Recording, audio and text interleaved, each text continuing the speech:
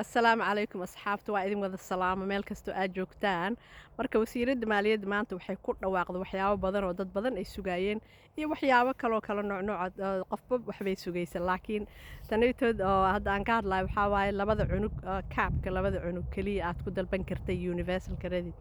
taas waa laga qaaday hadda waxaana la qaadi doonaa hadduu ilaahayna gaarsiiyo abriil sanadka soo socda 2026 inta ka horeysa sideeday ku soconaysaa tan koowaad tan labaad waxay kaloo ku dhawaaqday minimum wage-ka iyo taasaytood gooniya u soo gelin doonaa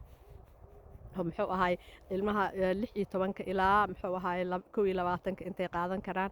dadka kale oo 21 ka weyn inta loo ogol yahay oo muxuu ahaay ka yar haday ku shaqeeyaan dembi ay tahay muxuu ahaay qofkaas meesha ka shaqeysa qalad ay dadka ka galayaan marka waxyaabahaas oo dhan waan soo gelin doonaa insha Allah hal ayaan u soo gelin doonaa insha Allah doo ilaahayna gaarsiin marka mid ugu muhiimsan oo hadda aan soo gelinaayay waxaa waa two child cap benefit-ka oo dad badan ee arrintan ay sugayeen soo dhawaada